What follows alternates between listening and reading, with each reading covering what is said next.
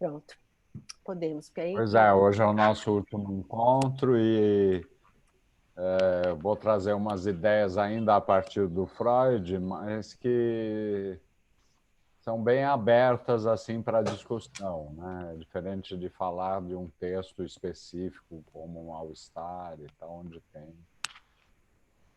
São mais ideias que eu vou trazer que tem a ver com coisas que o Freud escreve, mas para a gente pensar hoje, né? A realidade de hoje que a gente está vivendo. Deixa eu procurar aqui aqui deixa. compartilhar. Tá, deixa eu abrir para você.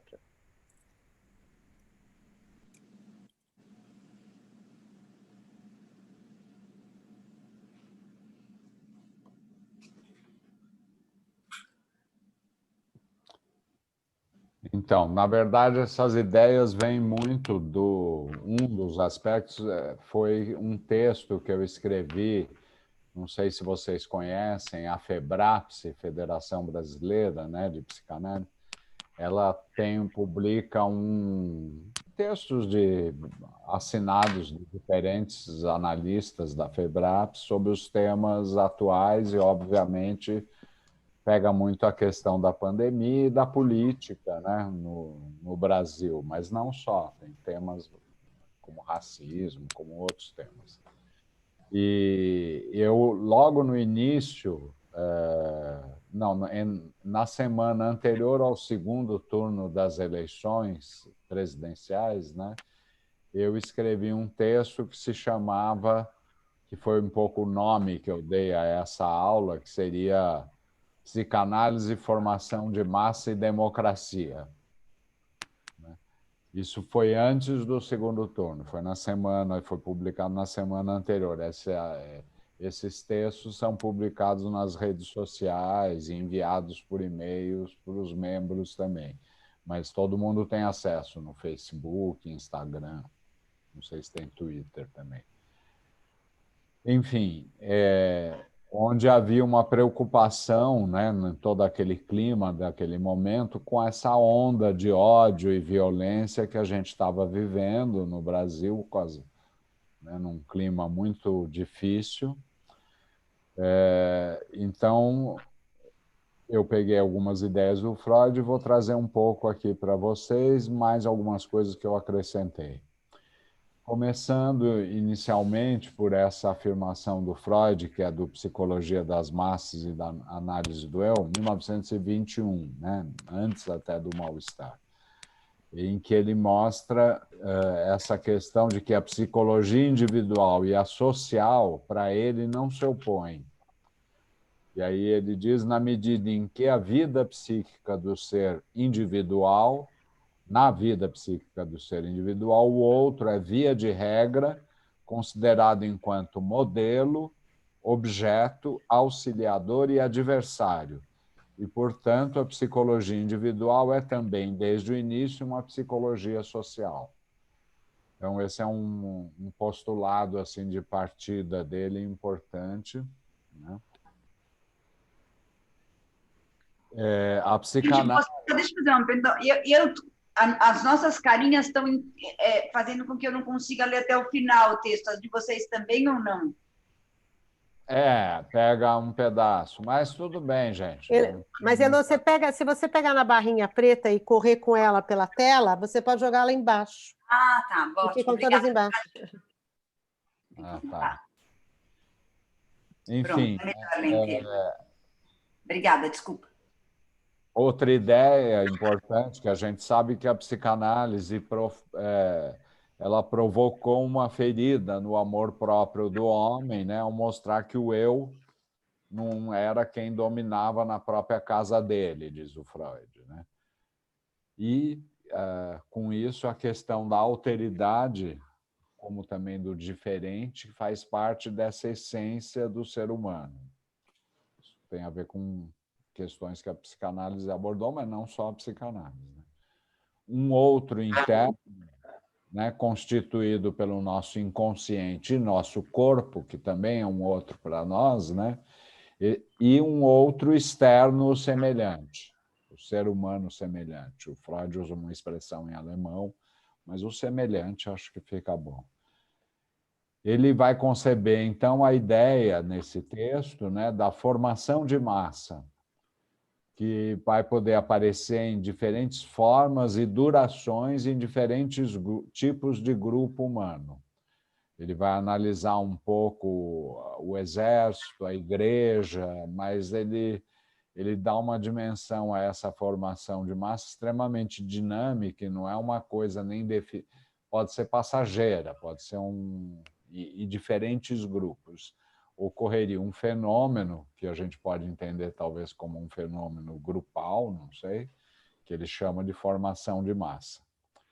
E no fascismo, né, ele não usa a palavra fascismo, mas ele fala das tiranias e tal, o papel do líder, né, para o qual é fundamental, né, esse líder é fundamental o papel dele, e toda a autoridade é transferida para ele, e o líder passa a ter um papel de liberar, de certa maneira, a massa, né, que é formada em torno desse líder, liberar ela no seu aspecto impulsivo, pois aí é palavras do Freud, né? Impulsivo, a massa fica volúvel, excitável.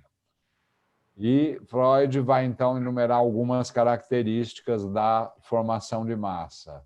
No texto dele, isso é descrito bem mais detalhadamente. Então, peguei aqui só uma citação em que ele descreve algumas características da massa. E tem outros autores, né, que falam disso, mas vamos pegar o Freud.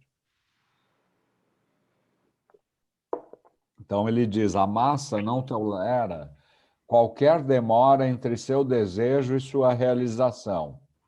Tem o sentimento da onipotência, a noção do impossível desaparece para o indivíduo na massa.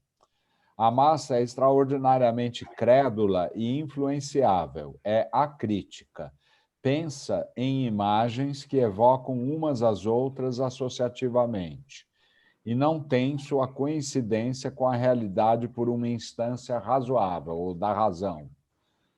Ao se reunirem os indivíduos numa massa, todas as inibições individuais caem por terra e todos os instintos cruéis, brutais, destrutivos que dormitam no ser humano, como vestígio dos primórdios do tempo, são despertados para a livre satisfação instintiva. Então, essa ideia é importante, que nessa formação de massa há uma liberação nos indivíduos de toda a repressão de instintos cruéis e primitivos, etc. O Canelas, a gente pode pensar nisso assim, quer dizer, nesse fenômeno como um fenômeno, sei lá, meio parecido quando ele fala do enamoramento, da paixão, quer dizer, onde eu perco essa fronteira, eu e o outro, e quero ser um só. A gente poderia pensar que faria sentido pensar um mecanismo semelhante. Tem algo parecido, eu diria. Só que é para o mal aí, no caso, no sentido de... Não é, depende não para o mal necessariamente, mas para... Ele não faz um julgamento de... Lógico, eu que coloquei a palavra fascismo como um exemplo, né? Um exemplo histórico do líder fascista, de um Mussolini ou de um Hitler, enfim. Esses líderes que têm o livro que eu falei para vocês da Rudinesco é interessante porque o paralelo do Hitler e do Freud, né? Como seres muito opostos, muito diferentes, muito com não só ideias, mas histórias, tudo. É muito interessante. E, bom, mas a ideia é muito essa ideia da liberação, vamos dizer, de um superego individual em prol desse líder, e como se ele desse o aval para essa liberação instintual, né? Ou pulsional, se a gente for. Desculpa interromper, o Sil, a Elange mandou uma mensagem que não está conseguindo entrar. Peraí, deixa eu ver se de repente eu não estou vendo aqui, peraí.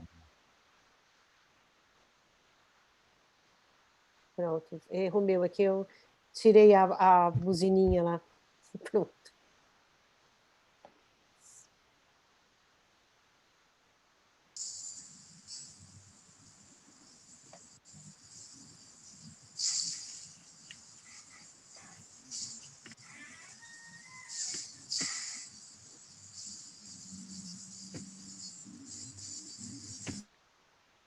Oi, Elange. Boa noite. Desculpa, foi falha minha que eu tirei a campainhazinha que toca e não vi, mas a gente está gravando, então o pedacinho que você perdeu não tem problema. Bom, então retomando, né? Então a gente tem aí com essa ideia desse modelo que o Freud descreve da formação de massa para a gente pensar a disseminação do ódio, por exemplo, pelas fake news, né? Que muitas vezes são violentas e distorcem a verdade. E porque, particularmente nas formações de massa, as verdades são muito absolutas, né? São muito... E o Freud fala, a massa é acrítica, ela não tem o trabalho de pensamento crítico. Ele enumera algumas características aí da massa que eu resumi aí na imagem, né?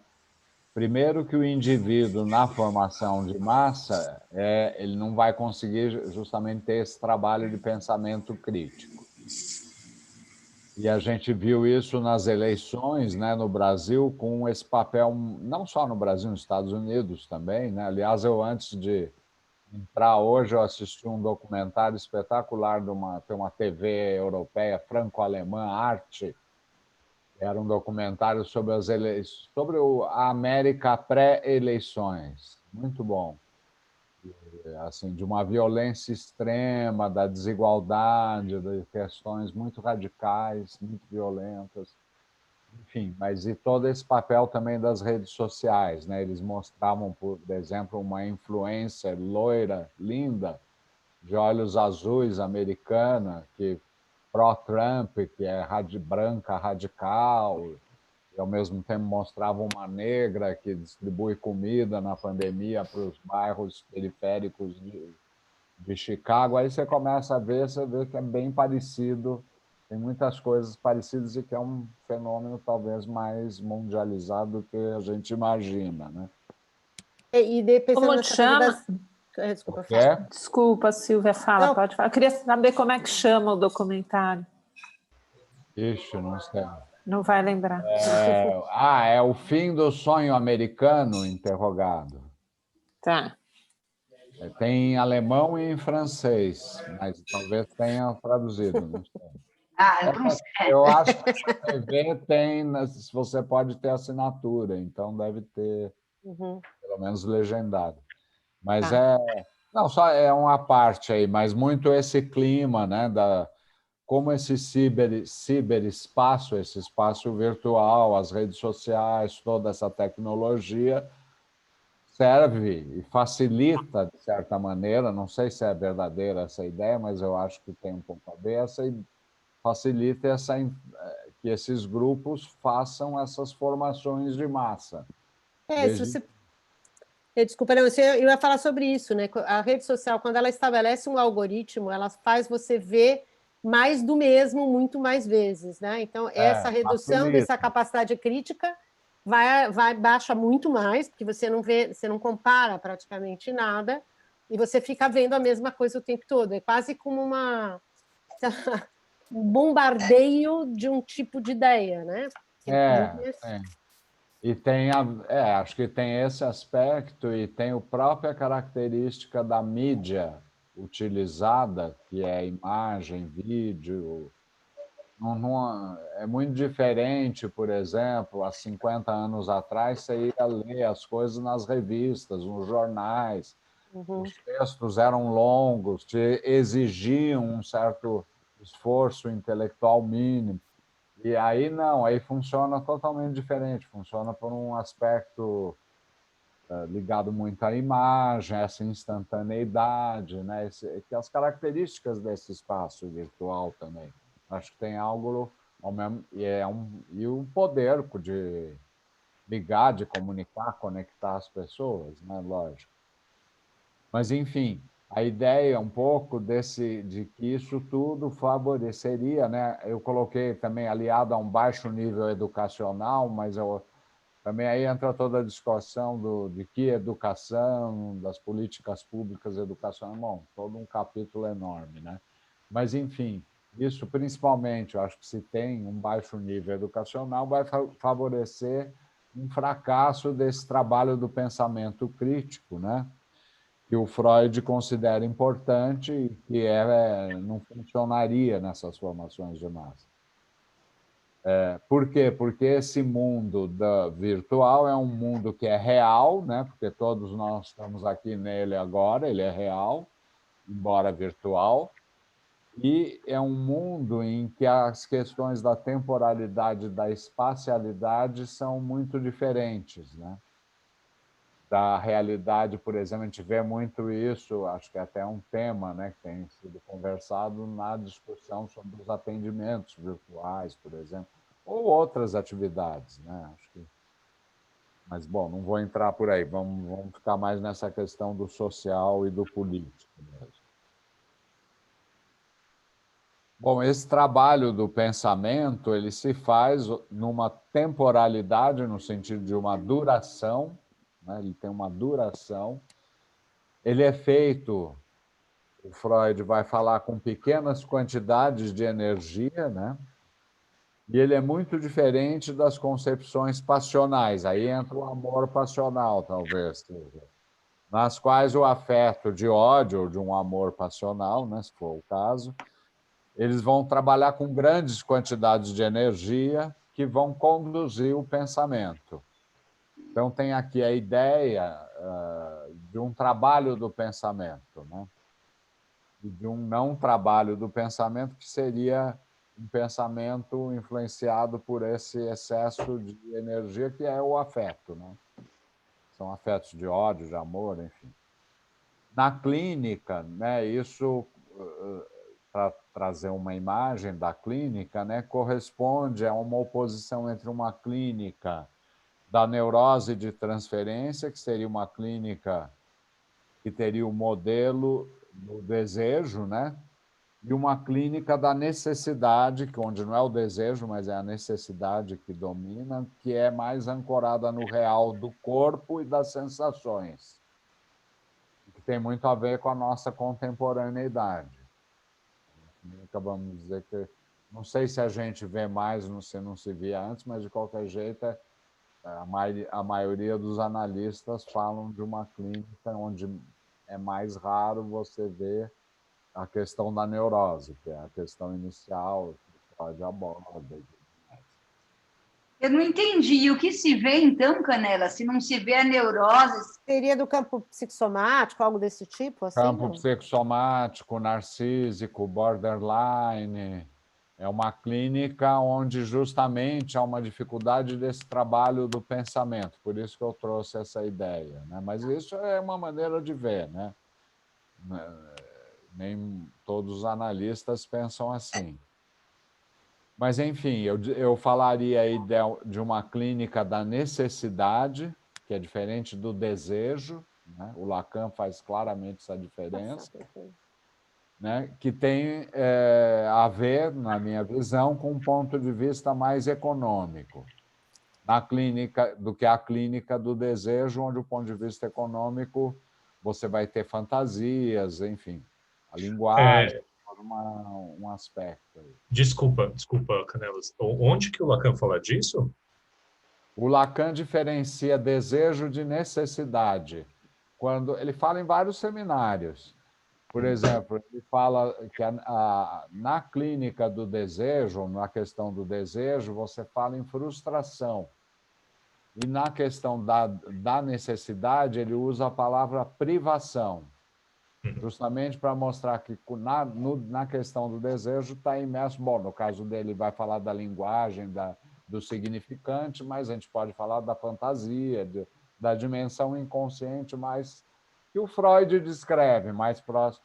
Enquanto que a questão da necessidade, aí não é o Lacan que fala, eu acho que aponta para essa outra clínica do atual, que eu chamo de clínica do atual. Que eu estou correlacionando isso um pouco, como o Freud fala que o individual e o social são, no fundo, funcionam pelos mesmos... Você não precisa fazer essa distinção rígida. Eu estou tentando fazer esse paralelo, né? E nessa clínica da necessidade, o imaginário e o simbólico tendem a desaparecer da cena analítica, né? E o conflito se desloca mais para um real, para uma questão de um real. Então, uma série de questões aí.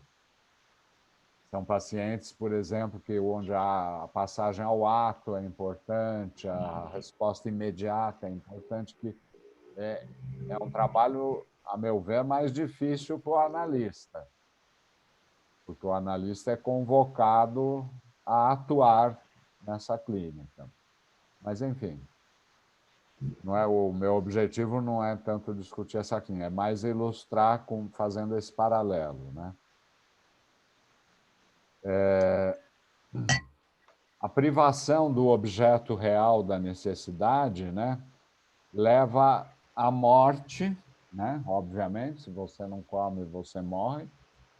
Também o desejo insatisfeito leva à morte do sujeito do desejo. Quer dizer, num certo grau, isso, óbvio, né? E algo que tem a ver um pouco com essa clínica atual do vazio e do desinvestimento, onde teria mais a ver com um aspecto de desintrincação das pulsões. A gente Tem a poderia... ver com esses aspectos do ódio, da formação de massa e do funcionamento do ciberespaço, das redes sociais, onde a questão do ligar, desligar, que é essencial para o Freud no final da metapsicologia, é uma questão que passa a ser muito simples nesse mundo virtual, né? Você deleta e pronto, né? Você pode terminar um namoro deletando a pessoa. O próprio meio tecnológico permite isso. Mas o que você ia falar, Silvia?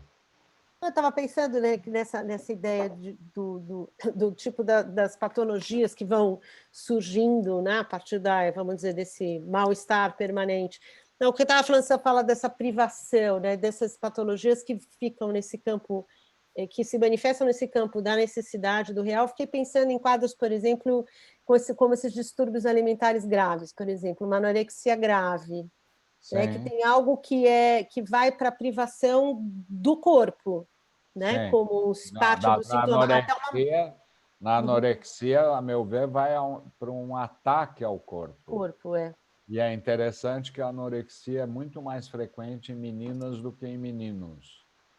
Apesar de que existe também nos meninos, mas é muito mais frequente. Eu trabalhei um tempo na França num centro que atendia adolescentes, que era uma delícia, porque era num castelo, um parque, uma coisa. Tinha 30 meninas, não tinha nenhum homem, só meninas. E a maioria tinha problema de anorexia, bulimia, né? Que ficavam lá o ano e estudavam também. É um trabalho bem interessante, mas é impressionante. É um nível de autodestrutividade absurdo. E quando elas começavam a melhorar, tinha também uma questão interessante, que aparecia uma dimensão muito mais histérica, quase às vezes caricatural, assim, né? As meninas. E era um sinal de melhora. Eu começava a sair daquele comportamento anorético. Pô, a anorexia é uma doença gravíssima, né? Mas é um exemplo interessante, assim, para pensar, que eu acho que tem a ver com o que eu estou falando. Uhum. Mas isso seria uma clínica, por exemplo, você tratar uma anorexia seria uma clínica de necessidade, é isso? Por isso que eu acho que é difícil o acesso à psicanálise, em certo sentido. Quer dizer, não que não seja, mas não é uma psicanálise nos moldes mais normais dela, né? Mas você pode aplicar de certa maneira, aplicar não é uma boa palavra, mas você pode, mesmo com psicóticos, por exemplo, você pode trabalhar de uma maneira psicanalítica sem fazer psicanálise dos pacientes forçosamente. Eu vivi muito experiências assim na França, com vários, inclusive de linhas diferentes, porque eu trabalhei com um pessoal lacaniano, com adultos, que a gente tinha muito paciente psicótico, jovens, assim, e trabalhei também com pessoas da sociedade de Paris, em outros lugares. Então, você vê que a psicanálise, se você dá condições públicas, vamos dizer assim, porque isso a maioria eram serviços públicos, você pode fazer um trabalho bem interessante, mas não é atendendo individualmente todos os pacientes analiticamente, entendeu? Enfim, aí tem todo um campo enorme, porque essa clínica eu estou chamando assim é uma simplificação redutora um pouco, porque é uma clínica vasta que toca em vários aspectos, né? Mas para distinguir um pouco da neurose, vamos dizer, mais clássica. Mas vamos continuar aqui. Então, uma ideia importante aí, que eu chamei de contaminação do pensamento pelo ódio, né, que vai perturbar a possibilidade de se desenvolver esse trabalho do pensamento crítico, no qual, na medida em que há essa contaminação, estou dando o exemplo do ódio, porque tem a ver com esse contexto da época também no Brasil, mas é atual ainda, né? Em que as palavras são banalizadas, né? Quando a contaminação para o ódio vai levar, por exemplo, uma coisa que eu acho que a Elô falou um dia da fala do Bolsonaro no impeachment da Dilma, né? E como essas palavras são banalizadas. Isso foi uma coisa que me impressionou muito na época. Não só na época do impeachment, mas como que ia ser eleito presidente do país alguém que falava isso. Então, se ele falava isso e elegem esses sujeitos, com certeza, de alguma maneira, estão banalizando essas palavras, né? E, de certa maneira, a banalização das palavras se liga, a meu ver, com essa impossibilidade de um trabalho de pensamento crítico. E esse trabalho de pensamento crítico é fundamental para sustentar um mínimo de Estado democrático, num sentido amplo de democracia, né? Não só do voto, mas da possibilidade de ter propostas, diálogos, um mínimo, né? Mas, Canelas, lembrando dessa fala, eu lembro que eu fiquei indignada e que eu falava e que a resposta das pessoas era: ele fala isso, mas ele não pode falar nada, então essa fala não é importante. Tipo, as pessoas não consideravam importante porque ele estaria dentro de um sistema, então ele não poderia fazer isso valer. Então essa fala não era importante, isso não impedia ele de ser eleito ou de votar nele. Eu falava... É uma maneira de banalizar, né? Porque a fala era importante. Ele falou com toda a convicção. Aliás, ele é muito convicto. Não é alguém que... Ele é muito evidente, né? Especialmente quando ele mente também. Ele afirma que ele não disse o que ele disse sem ficar nervoso. Enfim, ele tem que é uma qualidade até, né, de ser muito, acreditar completamente, assim, tem a ver, a meu ver, com a paranoia, mas, enfim, vamos analisar a psicopatologia do presidente, que não vai adiantar nada, né? Mas, enfim, acho que o fenômeno é interessante, essa banalização, e que eu liguei aí, né? Aí, no resumo, eu falo da banalidade do mal, né? As várias afirmações homofóbicas, incentivo à violência, à tortura, né? Isso vai sendo banalizado, né? E a Hannah Arendt traz esse conceito da banalidade do mal, que se aplica bem aqui, né? As palavras vão perdendo o seu valor e o seu papel, que é o de ser o único meio para a gente evitar o confronto violento. Se a gente não pode... né? Uma vez eu estava na França, foi no ano quando morreu o Ayrton Senna, o meu supervisor lá, o René Giacchini, que já morreu e tudo, que era uma pessoa interessantíssima, trabalhava muito com criança e tal. Ele falou para mim: Canelas, eu não entendo por que o Brasil inteiro está tão comovido por um herói, um piloto que foi campeão de Fórmula 1. Ele me falava: Fórmula 1, os carros ficam rodando, rodando, não tem palavras, não tem palavras. Como que ele pode ser um herói nacional? Por um lado, é típico de um francês, para quem há um narcisismo da língua enorme, né? Os franceses têm, se eles têm uma coisa, isso eles têm. O orgulho da língua, essa coisa, né? Que é desde criancinha eles... Meu filho sabia decor, tinha que decorar todas as semanas, e isso já no início da alfabetização, pequenininho, tinha que saber decorar um poema. E era muito bonitinho, porque aí ele repetia o poema para repetir na classe e tal. Então, eles têm um lado... Então, ele não conseguia entender como é que tinha uma comoção tão grande, né? Mas nós, brasileiros, nós entendemos, porque todo mundo ficou comovido. E houve, obviamente, toda a questão da mídia aí nisso também, né? Mas eu nem estava no Brasil nessa época, né? Eu só estou falando como um exemplo, assim. O Canelas, eu tenho uma dúvida para perguntar. A gente está falando de tudo isso, mas isso é uma pergunta assim, e se tivesse aqui no seu grupo, a gente tem, sei lá, estamos em 7, se tivesse aqui, a gente está criticando o presidente, mas e se dentro do grupo tivesse alguém que é Bolsonaro? Como que fica isso? Não sei, a pessoa poderia falar. Eu não sou contra. Aí, por exemplo, porque muitas pessoas votaram no Bolsonaro, né? O nosso presidente, ele é o nosso presidente. Então, assim, você está fazendo uma crítica. Não, eu estou achando que tem um aspecto de formação de massa. E ele está agora, na minha opinião, sendo muito esperto, porque ele está provocando menos os adversários, e está fazendo as alianças que são fundamentais para governar o Brasil, com o tal do Centrão, né, esse monte de poderes regionais e troca de favores. Enfim, ele está instaurando um populismo de direita, e é uma coisa que, sempre com a avisada dele, continuar no poder, né? Eu acho que na minha opinião, é isso, mas essa é uma discussão política e a minha ideia é mais trazer como as ideias do Freud ajudam um pouco a compreender esses fenômenos, né? Mas a minha dúvida é que, supondo só essa questão, se você estivesse dando esse curso para um grupo de bolsonaristas. Bom, primeiro, eu jamais estaria dando para um grupo de bolsonaristas. Começa por aí. Esse problema não vai existir para mim. Aí seria meio não conversável, é isso que eu estou falando. Isso é não conversável.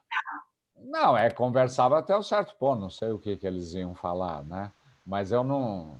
Tanto que aqui eu estou falando do Bolsonaro ou do Brasil porque eu estou com vocês. Mas a minha apresentação não fala em Bolsonaro nem nada disso, nem o texto que eu escrevi na véspera da eleição. Em nenhum momento eu menciono o Bolsonaro, nem o bolsonarismo, nada disso. Mas eu acho que a gente pode analisar... desculpa, pode falar. Uhum. Não, analisar como um fenômeno, né? Como um político absolutamente inexpressivo assume a presidência da República da forma que ele assumiu. Tem a ver com isso que a gente está lendo, esse fenômeno que a psicanálise aponta. Um dos aspectos é esse, né? Mas acho que tem a ver com muitas coisas da nossa sociedade, né? É amplo essa análise. Mas vamos voltar aqui para mim, senão não vou conseguir terminar hoje. Então, aqui é só para citar esse texto, que é um livro interessante do Charles Mellman, que se chama O Homem Sem Gravidade. Na verdade, são entrevistas que ele deu para não sei se é um jornalista que compilou tudo, e ele aborda várias questões. Já é um texto, não é tão recente, já tem mais de 10 anos, mas tem a ver com essas questões hoje. Tem um momento em que ele fala um pouco da clínica atual, mas tem um momento que ele fala essa ideia que me pareceu interessante, que atualmente a gente vive numa cultura que sofreu uma mutação importante na economia psíquica dela. Ela está passando de uma economia organizada pelo recalque a uma economia organizada pela busca e exibição do gozo. Essa é uma das ideias fortes que ele traz nesse livro. Ele traz alguns exemplos clínicos também. Ele aparece aqui a ideia dessa lógica do gozo, que tem uma relação profunda, né, com o além do prazer e com a pulsão de morte, onde impera o imediatismo da necessidade aí, e não o desejo. A lógica do gozo é um querer sempre a mais, por exemplo. Eu acho que, na minha opinião, tem muito a ver com, por exemplo, um hiperconsumismo. Bom, aparecem vários aspectos. Pessoas que estão sempre em passagens ao ato repetitivas e intermináveis. Mas é uma coisa que esse Melman, ele é um autor, ele é de um grupo lacaniano, um grupo bem interessante. E ele traz vários aspectos, mas ele traz essa mudança de economia psíquica que a nossa cultura trouxe, né? E como a gente viu no mal-estar, o Freud admite, né, aquele fator hostil à civilização. Ele supõe, então, uma profunda insatisfação com a civilização existente, em determinadas situações, vai originar uma condenação desse momento histórico. Só estou relembrando coisa que a gente já falou, né? Enfim, a organização que tem como postulado a relação lógica, por exemplo, ter, não ter, aqui eu dei um certo pulo aí, no resumo está mais resumido, né? Mas, enfim, uma relação com essa lógica do ter, não ter, que é a lógica que eu chamo de lógica fálica, né? A pergunta é, por que a organização fálica se concede uma primazia, a ideia de uma primazia do falo, né, que o Freud fala. Freud fala mais em pênis, mas acho que hoje em dia já podemos falar em falo, que está mais incorporado depois do Lacan. O falo, então, passa a ser o significante do desejo, essa ideia. Mas eu estou abordando essa lógica fala porque eu estou querendo chegar na questão um pouco do poder e da força, porque, na verdade, é uma lógica infantil que cada indivíduo vai ter mais ou menos ela inscrita na sua maneira libidinal de ser, né? Há pessoas que vão ter uma relação muito forte com essa lógica de ter, não ter. Por exemplo, um machista convicto, né? Aí, por exemplo, o Bolsonaro, ele tem isso muito forte. Ele está sempre, né, posições homofóbicas, então, estão muito impregnadas dessa lógica, e que é uma lógica que o próprio Freud se deixou impregnar na questão do feminino, até certo ponto. Bem que ele tenta, no fim da vida, mudar um pouco isso, repensar, mas ele se deixou muito impregnar na teorização de que foi criticado por várias analistas, mas enfim, é uma lógica que faz parte da vida dos seres humanos. O falo passa a ser esse significante do desejo, né? Um símbolo do poder e do desejo. Ele vai estar em busca de um objeto, aí estou resumindo, né? Que preencha esse buraco da falta que é a causa do desejo, e a gente evita a irrupção de um desligamento pulsional, uma angústia, né, que surge dele, que acompanha esse desligamento. Nessa lógica, você está sempre buscando esse objeto que preenche o buraco da falta que causa o desejo.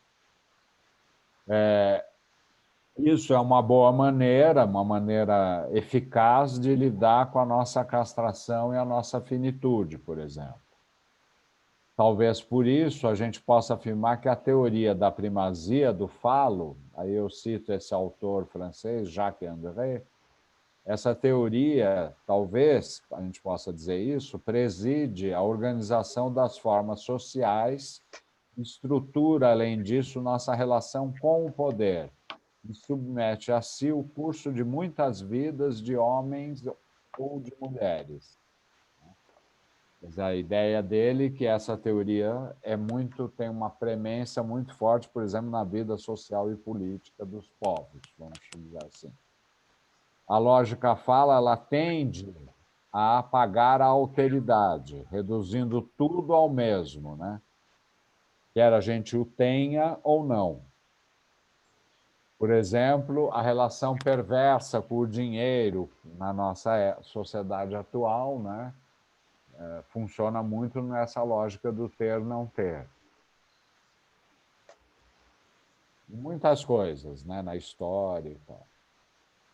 Então, esse é um aspecto que eu queria salientar. Outro aspecto É um termo que o Freud usa e que ele mesmo deixa um pouco de lado mais tardiamente, mas que eu retomo aqui porque eu acho que ele é um termo interessante, que é a ideia de uma pulsão de dominação e a relação dela com o poder. O Freud define essa pulsão, né? A palavra domínio ou dominação engloba, a meu ver, o campo do poder. A noção dessa pulsão de dominação tem um nome em alemão que o Freud dá, que eu não vou falar aqui porque é enorme, e eu não sei falar alemão, mas, enfim, a tradução é pulsão de dominação ou de domínio. No vocabulário de psicanálise do Laplanche e Pontalis, eles definem, como eu pus aí, como uma pulsão não sexual que só secundariamente vai se unir à sexualidade, cuja meta é dominar o objeto pela força. Então, tem esse aspecto da força, né, do domínio do objeto pela força, que nos faz pensar ao poder daquele pai da horda primitiva, que dominava as mulheres e os filhos pela força. Freud vai associar essa pulsão a vários comportamentos de dominação, né? De diferentes tipos, independentemente das zonas erógenas que estão em jogo. Como, por exemplo, ele associa ao prazer de olhar e de mostrar, ao voyeurismo e ao exibicionismo. Ele associa também a crueldade, ao prazer e à crueldade, o prazer da crueldade, né? E essa pulsão não teria na origem a finalidade de fazer sofrer o outro, outra característica interessante dela. Não é um sadismo que você vai ter prazer com o sofrimento do outro. O que é essencial na pulsão de dominação é que o outro simplesmente não é levado em conta. E, portanto, ela tem a ver com uma fase anterior à piedade e ao sadismo infantil. Porque não, o outro ele é neutralizado, aniquilado. Embora ela seja independente da sexualidade, o Freud fala que ela pode se unir cedo à sexualidade, né? E a dominação passa a ser um aspecto importante da constituição libidinal daquele sujeito, por exemplo. Nelas, a agressividade, né, os comportamentos agressivos estariam mais relacionados ao sadismo, a um comportamento sádico ou não? Poderia estar relacionado a essa ideia de pulsão de dominação e poder? As duas coisas, né? Tá. Porque justamente o que muda no Freud? Quando ele introduz a pulsão de morte em 1920, ele só menciona que a pulsão de dominação é uma espécie de pulsão de morte, está no grupo das pulsões de morte. Uhum. Porque aí o que ele está buscando é um conceito mais geral e tal. Mas eu queria recuperar um pouco esse conceito anterior, quando ele descreve, até mais clinicamente isso, né? Como sendo também interessante para a gente pensar essa contaminação pelo ódio, a questão da violência, né? Que estaria ligada a essa não tomada em conta do outro, não levar em conta o outro e, portanto, as formações de massa, que isso, a alteridade desaparece, né? O diferente, o outro é repudiado, por exemplo. Então, ele assimila a pulsão de morte mais tarde.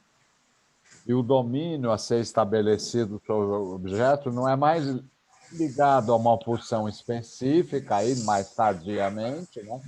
Mas tem a ver com a pulsão de morte, que pode prestar serviço à pulsão sexual. Bom, agora vamos passar um outro texto, que eu tirei mais algumas ideias aí nessa linha da questão da violência e do poder, né? É o texto de 31, que vocês sabem, acho que eu já mencionei aqui, que é o Comitê Permanente de Letras e de Artes da Sociedade das Nações. A Sociedade das Nações foi uma sociedade depois da Primeira Guerra, que precedeu a ONU, né, que surge depois da Segunda Guerra. essa sociedade, esse comitê de letras e de artes, estimulou e publicou correspondências entre grandes nomes da vida intelectual da época, né, do mundo ocidental, sobre temas de interesse maior. Foi aí que o Freud escreveu, então, seu texto, que era uma resposta à carta do Einstein, na qual Einstein pergunta ao Freud o porquê das guerras e da violência entre os homens. A carta do Einstein é uma carta longa, em que ele tem todas as ideias do Einstein, políticas, que são bem interessantes. E o Freud, então, escreve a resposta e o texto é publicado em 1932 com esse título, com a interrogação ali, por que a guerra, né? Um ano, porque tinha que ser separado aí, né? Tá errado. Um ano antes da ascensão de Hitler ao poder na Alemanha, quer dizer, 1932, né? Quando é publicado, por esse Comitê da Sociedade das Nações. E o texto, eu acho ele de uma grande atualidade, e reaparece nele a noção de pulsão de dominação. Freud fala de novo em pulsão de dominação. Aparece também algumas considerações sobre o direito e a violência, a relação entre a criação do direito e a violência. Também são bastante úteis para a gente refletir a nossa época, né? Talvez todas as épocas, mas a nossa época, com certeza. Estou ouvindo um chiado aqui, não sei se é um microfone de alguém. Acho que você podia fechar o microfone, tem algum microfone aberto que está fazendo uma interferência. Agora melhorou.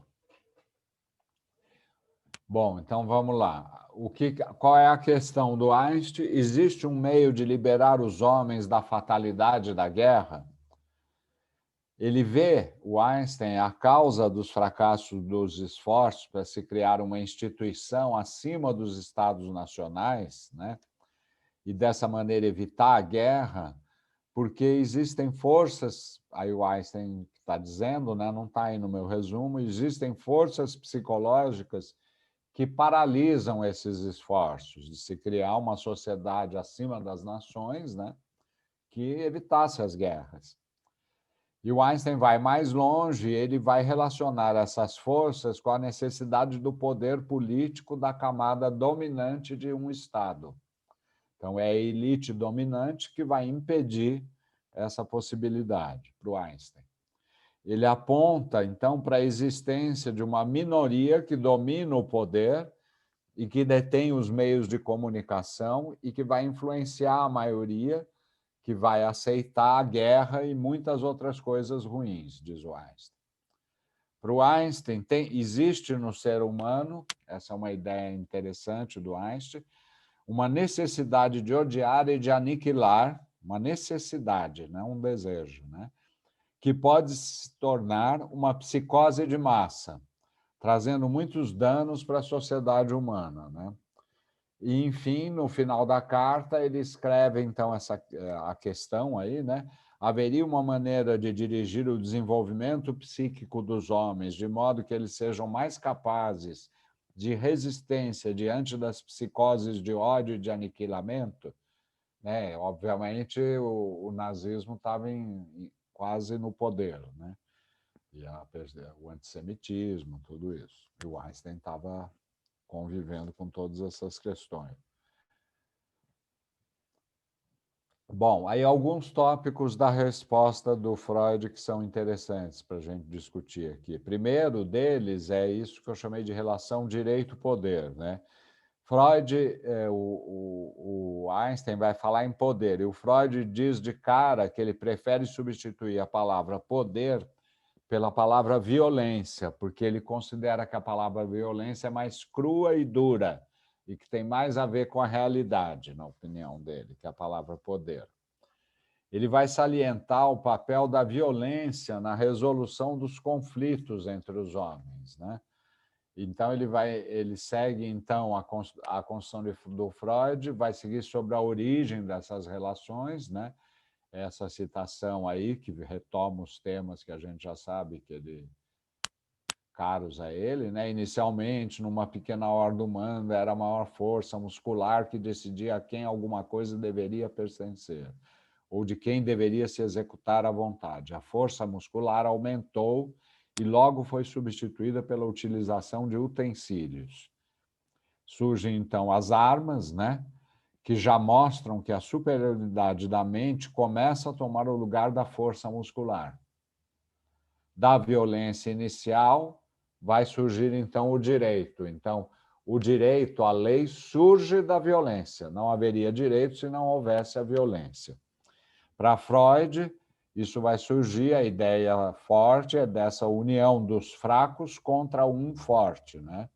Os irmãos se unem e vão lá e matam o pai, e aí, nesse arrependimento, a gente viu isso, é todo o mito do Totem e Tabu, é que se cria o direito, a primeira lei, né? Então, aqui uma citação dele, em que ele aborda isso, ele diz: a violência é quebrada pela união. O poder daqueles que se uniram constitui o direito daí para frente, em oposição à violência do indivíduo.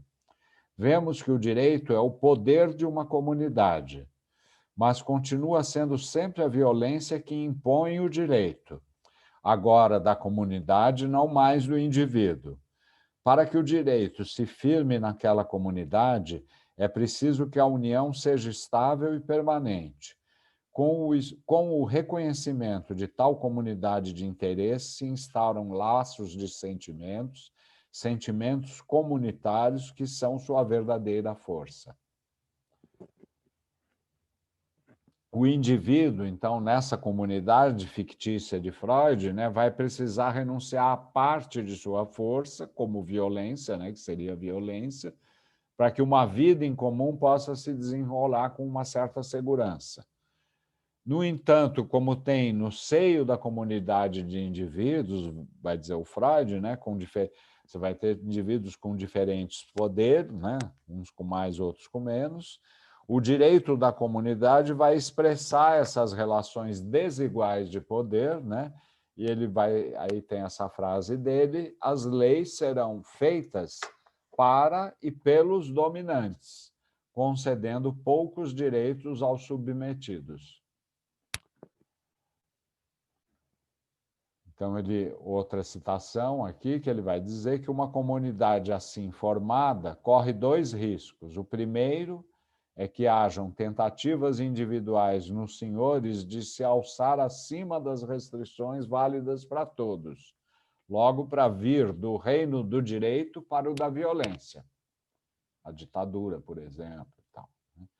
Segundo risco, esforços constantes dos oprimidos para obter mais poder e para ver reconhecidas suas modificações dentro da lei, logo operando um avanço de um direito desigual para um igual para todos. Então, esse jogo de forças, na verdade, né, que é característico da comunidade formada em torno do direito, que seria o que caracterizaria esse Estado de Direito, né? O Estado de Direito teria essas características. Na história, ele vai retomar que na história da humanidade, né, isso é interessante também, porque ele não faz nenhum julgamento de valor de que a guerra é ruim. Freud em nenhum momento diz isso. Ele fala, ao contrário, que na história da humanidade muitos conflitos foram resolvidos pela violência e pela guerra, que, por vezes, tem um efeito positivo ao contribuir na mudança da violência em direito. Muitas vezes é através da própria violência que se cria um Estado onde mais violência seja transformado em direito, se a gente quiser, né?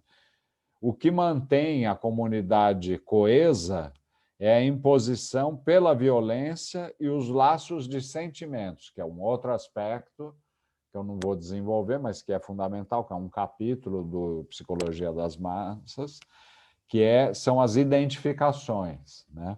A questão da identificação, mas isso que joga um papel importante na identificação com o líder, na massa. A massa tem uma identificação com esse líder, ela sente que o líder fala para ela, ele fala para mim, Canelas, ele me fala algo diretamente para mim, né? E ele vai dizer, o Freud também, aí nesse mesmo texto sobre por que a guerra, que é um erro de cálculo não considerar que o que é direito foi, na origem, violência bruta e que, mesmo hoje, o direito não pode ficar sem o apoio da violência. Porque, para cumprir a lei, você precisa ter uma polícia, você precisa ter uma violência, você vai prender o sujeito. Bom, é toda uma questão aí interessante, né? Porque aí a gente poderia discutir um pouco as ideias do Foucault, né? Do vigiar e punir, e abrir todo um campo interessante aí. Porque é a violência do direito, né? Para manter esse Estado de Direito, esse acordo dominado pelos dominantes, segundo Freud. O outro aspecto que eu citei aí é esse trechinho: o prazer em destruir e agredir, a crueldade, existem em nós. Nas atrocidades da história e do cotidiano, até parece que os motivos ideais só serviam de pretexto para os desejos destrutivos. Mais abaixo no texto, ele vai ter uma conclusão lógica, ele vai dizer: não nos leva a nada querer abolir as tendências agressivas do homem, né, que era a questão que o Einstein tinha colocado, e ele vai dizer que apenas podemos tentar desviar suficientemente essa tendência à agressão do homem. E só há um meio de fazer isso, recorrendo à doutrina mitológica das pulsões Eros, né, que é a pulsão de vida, que é essa ideia dele de que a tendência de Eros em criar conjuntos cada vez maiores é impedida pelo narcisismo do grupo, que Freud chama de narcisismo das pequenas diferenças do grupo, né? Diferente de outro grupo, levando os membros de uma sociedade a se agarrarem numa identidade coletiva. Então, ele cita os nacionalismos, as guerras entre as nações, bom, tudo isso. Tinha tido a Primeira Guerra Mundial e tal, né? Mas ele cita outros exemplos do Império Romano, do cristianismo derrubando o Império Romano. Bom, vamos continuar. E no final da carta, o Freud acrescenta uma pergunta, né? Que não tinha sido feita por Einstein. Ele vai pôr essa pergunta aí. Por que nos indignamos, né? Ele fala assim: Einstein, por que eu e você nos indignamos tanto com a guerra, você e eu e muitos outros? Por que não a aceitamos como tantas outras cruéis necessidades da vida? Aí ele levanta uma série de razões dignas e humanas por que se indignar pela guerra, mas ele termina assim, com essa outra citação, que eu achei bastante interessante. Creio que a razão maior pela qual nós nos indignamos contra a guerra é que não podemos fazer de outro modo. Somos pacifistas porque, por razões orgânicas, não poderíamos deixar de sê-lo. Obviamente, essas razões orgânicas têm a ver com Eros, né? Que ele vinha falado antes. Freud introduz a noção do narcisismo das pequenas diferenças, para terminar aqui a minha exposição, que a gente já viu um pouco no Mal-Estar, né? E que esse narcisismo das pequenas diferenças ele se opõe à identificação mútua na formação de uma comunidade de solidariedade, né? E se baseiam nessa questão aí fundamental: por que preferiria eu um estrangeiro aos meus próximos? Por que amaria um estrangeiro que está prestes a me detestar e a me maltratar? Né? Porque aí é interessante, porque esse estrangeiro é o desconhecido, né? E é uma reação paranoica, quer dizer, a paranoia, o Salvador Dalí fala isso, né? Uma coisa que acho que o Lacan também pega, mostrando que a paranoia é uma maneira de conhecimento, de conhecer a realidade, né? Então, porque aí nessa pergunta que o Freud traz, a suposição de que o outro vai detestar e maltratar. Por que ela é, primeiro? Porque como você desconhece, você vai supor algo que te proteja mais, que é a posição paranoica. Então, você não vai tratar esse outro como um semelhante, né? Essa é uma característica aí que a gente vê também nos regimes fascistas, né? E esse é o pressuposto, né, que sustenta o narcisismo das pequenas diferenças, né? Ele vai se exprimir na intolerância com o outro diferente de mim, que ocorre muito frequentemente entre os seres humanos, né? Por fim, né, um outro aspecto é que a limitação do narcisismo ela é produzida apenas por um fator, por Freud, que é a ligação libidinal a outras pessoas. Ele diz o amor a si encontra o seu limite apenas no amor ao outro, amor aos objetos. Essa condição é necessária para a evolução cultural e a do trabalho em comum, né? Essa condição, isso é o Freud que afirma. Esse é o papel, diz o Freud, das pulsões de vida e do amor num sentido amplo. É aquela citação do Mal-Estar quando ele diz que é a luta vital da humanidade, de Eros e Thanos e tal. Por fim, só para terminar, uma citação aqui do Elias Canetti, que eu não sei se vocês conhecem, é um autor conhecido porque ele foi prêmio Nobel, né, de literatura, e o romance dele, que é espetacular, é O Alto da Fé, mas ele não é do romance que eu vou falar, é do livro Massa e Poder, que ele publica em 1960, que é um grande ensaio sobre a questão da formação de massa, da massa, em que ele vai tentar um pouco pensar a questão aí justamente pós-Segunda Guerra, pós-Holocausto e tal, em 1960, né? E nesse livro ele cita um dos exemplos de formação de massa que ele cita é a malta, que ele chama de malta, né? Que é uma formação muito primitiva, que é baseada unicamente na lógica da sobrevivência pura, que é ela que vai imperar.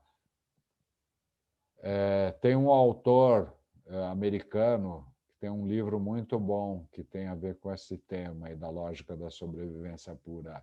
A Estrada, não sei se Cornan, não estou lembrando o segundo nome dele, mas tem um filme também, mas o livro é muito bom. É um apocalipse que ocorreu no mundo, é o pai e o filho que estão indo do norte para o sul dos Estados Unidos e está tudo destruído, a civilização acabou, só tem seres humanos os mais atrozes possível. E o livro é muito bonito porque é o tempo inteiro o diálogo do pai com o filho, o pai tentando fazer sobreviver o filho, né? E a meio a grandes perigos, que o perigo maior não é a catástrofe nuclear, são os seres humanos.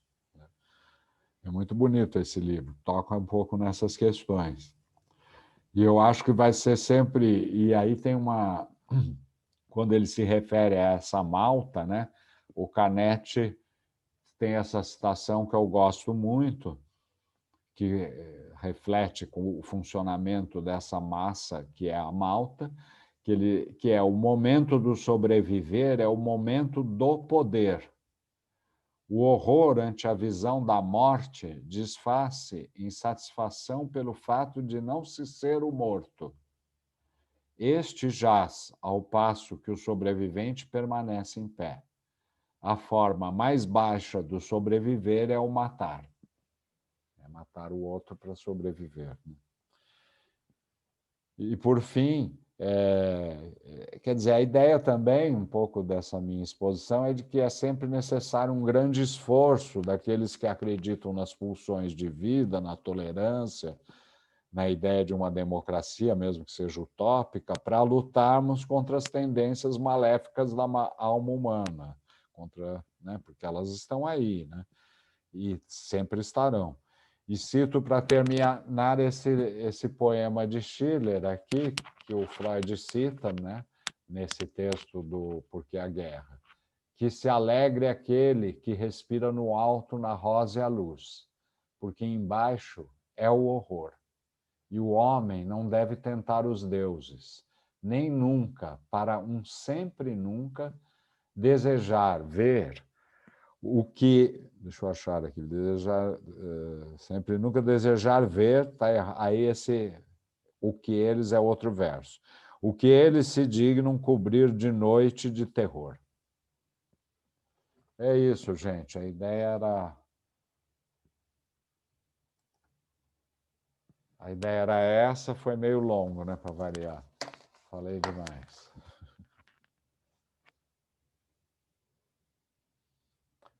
Mas não é muito animador a gente pensar que a gente está vivendo essas coisas hoje, né? Mas vocês que falem agora, eu estou aqui com a boca seca. Gostei muito, Canelas, da exposição. E hoje eu estava vendo aquela banalidade do mal da Arendt, e ela fala, né, da Hannah, ela fala que a pessoa, para praticar o mal, ela se coloca no lugar de um outro, né? Ela joga a culpa no outro. Eu fiz porque ela foi atrás daquele julgamento do Reichmann, né? É. E aí ele falava, eu fiz porque eram ordens. Eu fiz porque era ordem. Então, quer dizer, ele se colocava nesse lugar de ordem para poder praticar o mal. E eu hoje, né? O que está acontecendo hoje também. E justo esse exemplo é bom, porque ele não tinha um pensamento crítico. É certo eu mandar os judeus para o campo de concentração? Essa ordem não tinha nenhuma. Em nenhum momento ele fala assim, não, eu fiquei na dúvida, eu achei mesmo que foi demais, mas eu acabei... Ele fala, não, era uma ordem, eu cumpri a ordem. E eu não sou culpado, porque eu cumpri uma ordem. Então, é exatamente... A culpa não é minha, é de quem me deu a ordem, né?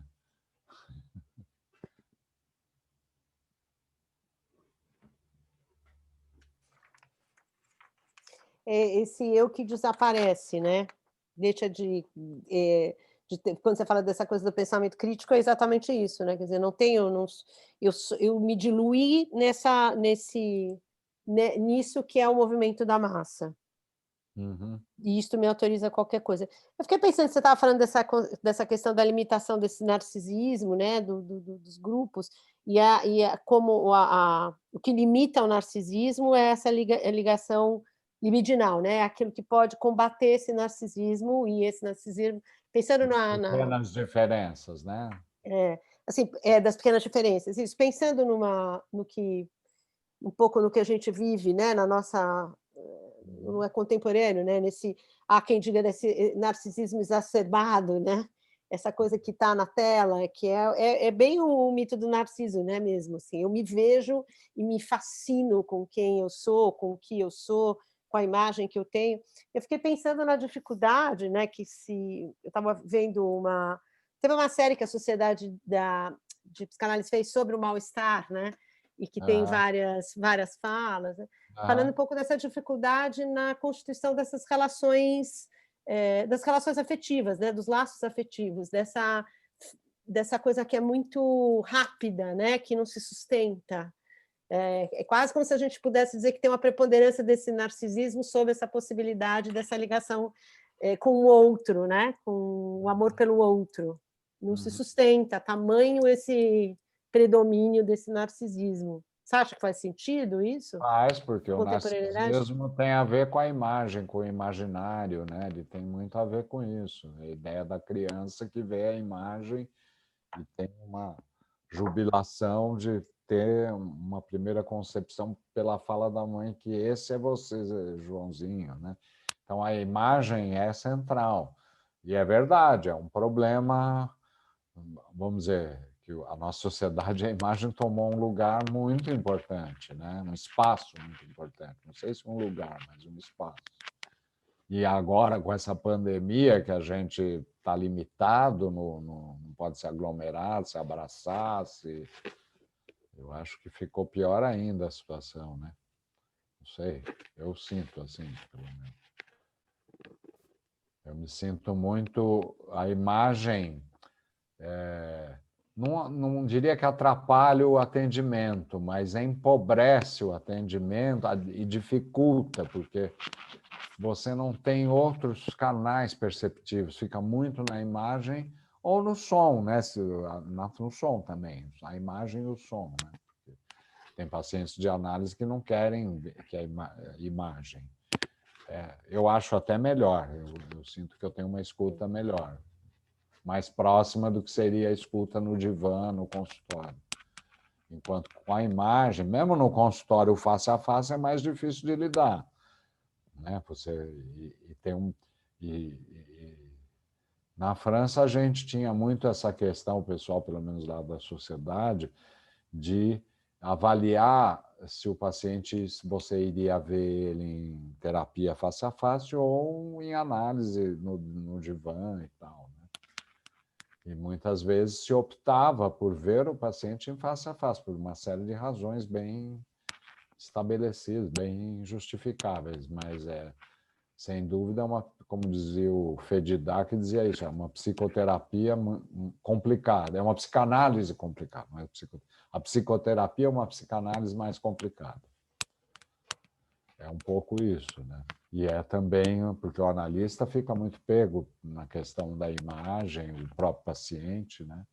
Mas tem pacientes que é importante essa questão do face a face.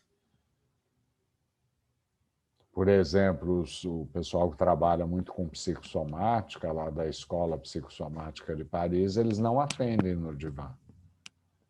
No início, pelo menos. Pode ser que, num certo momento, passe para o divã, mas, em geral, o trabalho é face a face, nos pacientes que eles acham que têm mais essa tendência psicossomática. Em geral, são pacientes com doenças psicossomáticas, né, que eles atendem. É muito interessante o trabalho. Me lembro de um deles contando que o paciente chegou com uma pilha, assim, que era o dossiê médico dele. Ele falou, eu estou aqui, deu para o analista. Ele era tudo aquilo, né? Ele era tudo aquilo e era uma coisa extremamente racional, não tinha afeto, não tinha... Ele se reduziu ao dossiê médico. Canelas, desculpa, eu não entendi o que você falou a respeito da imagem nesse momento da pandemia, do atendimento online. Não, eu acho que Você acha que a gente perde ou ganha? Não, ganha por um lado, porque você pode continuar o trabalho, de certa maneira. Não é assim, minha visão não é radical. Mas eu acho que eu sinto, para mim, a minha dificuldade é que eu sinto que o atendimento com a imagem é empobrecedor. Ele me dá menos elementos para eu pensar, para eu escutar. Tem algo da presença real do paciente, isso não só no face a face, mas eu acho que até no face a face é mais, talvez, pelo menos eu tenho muitos pacientes face a face também. E eu sinto isso nitidamente. Uhum. E tem alguns pacientes que também têm dificuldade. Que começou um tempo com a imagem, aí pediu para tirar a imagem, aí fica uma coisa... Mas eu sinto, a minha dificuldade é que eu sinto mais dificuldade no meu trabalho de analista, vamos dizer assim. Não, claro, a gente perde muito, né? Perde muito, aumenta o crescimento, né? Mas, por exemplo, e se é um paciente que prefere ser atendido de maneira ortodoxa, com um analista... Você ainda acha que esse atendimento online é pior? Não entendi a sua pergunta. Porque assim, quando a gente, os analistas freudianos, né, ortodoxos, atendem como Freud atendeu muito tempo, de costa. A minha pergunta é, porque eu, por exemplo, claro que eu prefiro tudo presencial. Até agora na pandemia, por exemplo, médicos que eu precisava me consultar, que só estavam atendendo online, eu fui em outro médico, porque realmente se perde muito, né? Na hora do atendimento, a gente está analisando tudo. A gente está analisando a postura do paciente, né? O tom de voz, etc. Então, você acha que mesmo os analistas que atendem de costas, com o paciente de costas, é melhor ou pior do que isso que a gente está fazendo agora online? Não, eu acho que você está falando em relação ao presencial e o online, né? Para o paciente no divã, né? Sim. Que vem várias vezes e tal. Eu sinto com esses pacientes aí a minha experiência, mas nunca pensei muito. Eu acho que é mais fácil. Eu tenho uma escuta A minha escuta melhora. Por não ter, acho que a imagem e a própria presença do paciente ali, porque mesmo eu não vendo ele, ele está deitado ali, tem uma série de elementos que aparecem. Às vezes até o paciente vira e olha para o analista, né? Mas quando mas olha que eu sinto que a interessante. dificuldade é menor, vamos dizer, do que os pacientes face a face. Sim, mas olha que interessante. A minha filha mais velha, por exemplo, eu já estava tentando convencê-la a fazer terapia já há algum tempo. E ela tem uma certa dificuldade de falar. E agora, na pandemia, ela começou a fazer online e está amando, porque me parece mais fácil, né? Embora exista a imagem, ela está conseguindo falar, está conseguindo se abrir. Então, tudo tem o lado bom e o lado... Né? Eu acho que tem a coisa que os jovens estão mais acostumados também com isso. Né? Os meus pacientes mais jovens não é um problema para eles. Tem alguns que até falam que está melhor, porque não precisa de ir até o consultório. Realmente não é. E não acho que atrapalhou o trabalho, mas tem outros que sim. Tem outros que atrapalhou. Então, é difícil dizer, mas eu sinto essa dificuldade maior com uns face a face. Mas eu acho que tem uma coisa interessante pensar, né, nesse jogo que o Freud faz entre o que a cultura produz no desenvolvimento da subjetividade e vice-versa, quer dizer, esse jogo, que esses jovens estão acostumados a ter essa relação, esse laço social mediado por esta forma, né? Onde eu tenho uma proximidade e uma distância. É uma coisa muito louca, eu estou muito perto e estou muito longe. Né? Eu estou bem perto, mas você não vê meu corpo todo. Né? Ou eu escolho a posição da câmera, isso é louquíssimo, né? Quando você trabalha com adolescentes, que eles ficam escolhendo assim, qual é o ângulo melhor e qual é às vezes você fica pensando se não é uma zona de escape, assim, né? Quer dizer, qual é o pedaço que eu revelo para você, né? Então, acho que tem uma coisa interessante de talvez isso, né? Quer dizer, como isso vai se transformando num pensar sobre a própria clínica, né? Quer dizer, sobre esse sujeito, sobre essa subjetividade que nasce imersa nesse universo digital, né? Que me faz conversar em tempo real com meu amigo que mora na China, mas da mesma forma que eu me relaciono com meu vizinho, que está a 30 metros de distância, e que eu poderia estar presencialmente, ou meu amigo no recreio da escola, que eu falo pelo celular, ele está no mesmo recreio que eu, e eu o falo pelo celular. O espaço virtual é outro, né? O espaço virtual não tem muros, né? Não tem distância.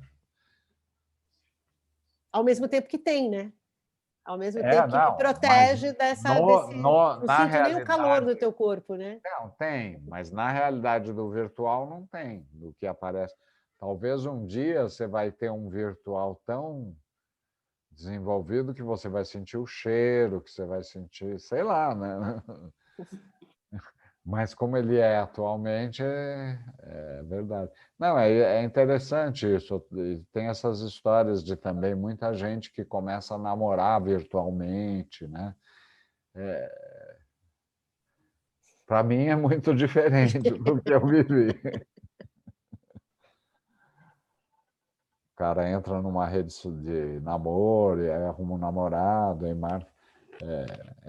Enfim, mas aí tem um encontro, né? Em algum momento tem que ter um encontro, porque não é possível que fique, se bem que pode ser que fique só no virtual também e seja uma forma de namoro, sei lá, né? Olha, eu queria falar uma coisa. Eu fico super preocupada com essa história do virtual, porque eu acho que a gente está, assim, já há um tempo na pandemia e estamos nos acostumando com isso. Estamos quase normalizando isso. Assim, eu fico preocupada porque, assim, eu também frequento alguns médicos, tenho dentista, tenho médico de pele, tenho psiquiatra. Eu não gosto do atendimento virtual. E, assim, eles já se colocaram que vão atender assim, porque eles não sentiram perda. Como a escola também prolongou isso, a gente não sabe quando vai terminar. Eu fico muito preocupada com isso. Eu acho que a gente devia não entrar nessa... tentar evitar isso, normalizar isso. Está quase normal. Esse encontro está quase sendo satisfeito. estamos nos encontrando. Não, nós não estamos nos encontrando. Isso me preocupa. Eu não vou ao médico quando eu falo com ele. Eu não vou. Assim, alguns eu fico, tipo, eu briguei com a Kendi, falando pessoalmente, assim, eu briguei com a minha analista. Eu falei, gente, já dá para voltar atendendo online, presencialmente. Você dá 15 minutos de intervalo, tome as medidas de segurança necessárias. Eu quero ser atendida presencialmente. Ela não vai voltar, ela não pretende voltar a atender presencialmente. Assim, isso para mim, eu acho isso, não é de mim, eu acho isso grave para a sociedade. Que a gente... mas isso não tem jeito, é a situação atual. Eu não vou voltar presencialmente até o fim do ano, pelo menos. E agora as previsões é de uma segunda onda no Brasil, que já começou em Manaus, a segunda onda. Manaus já está no limite. E vai ter aqui, não pode ficar certa. Mas eu acho que tem algum... Não sei que tem a vacina, mas quem tem um risco, você não quer correr esse risco. Mas daí também... Mas falando agora na pandemia, a gente está falando de uma situação atípica. Sim. Mas antes da pandemia, eu conheço vários analistas que já vinham atendendo online. E eu, assim, não sou tão velha, mas sou um pouco velha já, eu sou muito conservadora e nada, na minha opinião, nada substitui o presencial. Mas será que a gente está caminhando para a coisa ficar assim para sempre? Não, né? Acho que não também, né? Também... Pensando que, eu lembro, se vou fazer uma coisa meio caricata, tá? Mas fico lembrando com o advento da televisão. Foi dito que a televisão ia destruir as relações humanas, assim, ia destruir a educação, ia ser a hecatombe das hecatombes. Quem é mais de outras gerações ouviu isso, né? Assim, era o grande vilão das relações, né? Eu acho que como que a gente pensa, não a forma, mas o que está em jogo, né? Quer dizer, nessas relações. Eu acho que quando o Canelas fala do limite, é o limite do risco, é o limite da vida. Aí há pontos que são muito difíceis de serem discutidos quando há uma pessoa, né? A gente estava conversando com o Maurício, professor universitário, asmático. Ele fala, eu não posso ficar trancado numa sala com 35 pessoas e um ar-condicionado. Isso é pôr a minha vida em risco. Então, não se trata de ser radical, mas é viver. Sequelas também, você pode... exatamente. Mas é isso, de alguma forma, a tua vida... Pior que morrer, né? Exatamente. É ficar com uma sequela grave dessa. Agora isso a gente fala dessa dificuldade, acho que teve um ganho pensando no atendimento online, que durante muito tempo foi a possibilidade das pessoas poderem manter os seus atendimentos, apesar da distância física, né? Atendimentos que foram... Então, assim, acho que tem um ganho significativo, assim, pessoas que moram em outros países e que precisam fazer um atendimento com analista de língua materna, e isso, assim, então... tem lá os seus ganhos, né? Acho que a questão é uma coisa se sobrepor à outra, mas entrar como mais uma possibilidade pode ser interessante. Eu acho que quando você tem algo que se sobrepõe, então assim, você só vai poder ter essa forma ou aquela forma, isso restringe a liberdade. E aí a gente passa a ter, de alguma forma, um certo controle sobre as situações que talvez a tecnologia permita, né? Agora, viver o estranhamento é algo necessário, você pode fazer as suas escolhas, dizer, eu prefiro isso, mas a gente vê nas relações entre os jovens, isso que a gente está falando, que isso não é uma questão, né? Eles não se consideram... Mas o meu medo, o que eu falei, que é claro que agora a gente está falando em meio a uma pandemia, o meu medo é a maioria das pessoas gostar desse esquema e querer ficar assim, porque eu já via, e eu discutia até com vários analistas essa questão, muita gente já atendia online antes da pandemia. Então, a minha questão e se quando acabar a pandemia, o pessoal gostar? Porque, por exemplo, claro, atender online, você consegue atender na sua casa, você, de repente, não tem o custo do aluguel da sala, etc. E é claro que é melhor ter isso do que nada. A gente está tendo o privilégio de fazer um curso com Canelas, porque existe essa tecnologia. Mas se me convidar para uma coisa presencial, eu vou correndo. né? Então, é isso que eu levantei, que o meu medo é todo mundo gostar, porque é claro que é fácil. Você pode atender até no quarto, no banheiro, onde você quiser, né? Mari, Essa é a minha questão. mas eu tenho pacientes que hoje se abrem muito mais do que no presencial. Eu estou tendo mais resultado com ele no virtual do que no presencial. Também tenho. Eu também. Eu acho assim, se com ele funciona e se ele está pedindo esse método, eu acho que foi só mais uma abertura. Isso não significa que psicanálise daqui para frente vai ser virtual. Eu não acredito nisso. Não. E nem Outra educação coisa... virtual também. Mas a minha crítica só, até que eu estava com o Maurício, eu acho que a gente tem que ter uma luta e não se acomodar, porque eu acho que tem algumas situações, tá, eu não posso entrar numa sala no asmático, como que a gente vai lutar para ter um espaço? A gente não sabe quando vai vir a vacina. Tem algumas pessoas que têm essa possibilidade, mas a maioria do brasileiro não tem. A maioria, o nosso país é um país extremamente desigual. A maioria das pessoas estão sem escola, sem acesso a médico, não tem como ligar lá e ser atendido.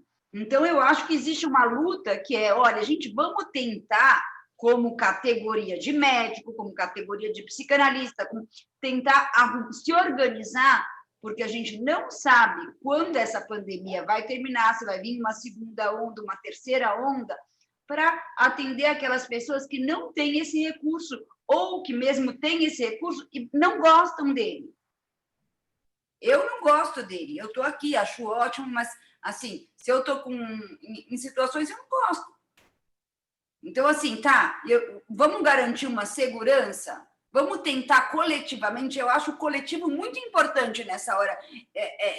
Foi uma briga que a gente teve, né, Sil? Uma briga não. Porque eu sempre me pergunto em nome do que estamos falando. Eu estou falando em nome de que a gente é uma categoria, tanto de psicanalista, quanto de pedagogo, que eu acredito que a gente é um coletivo.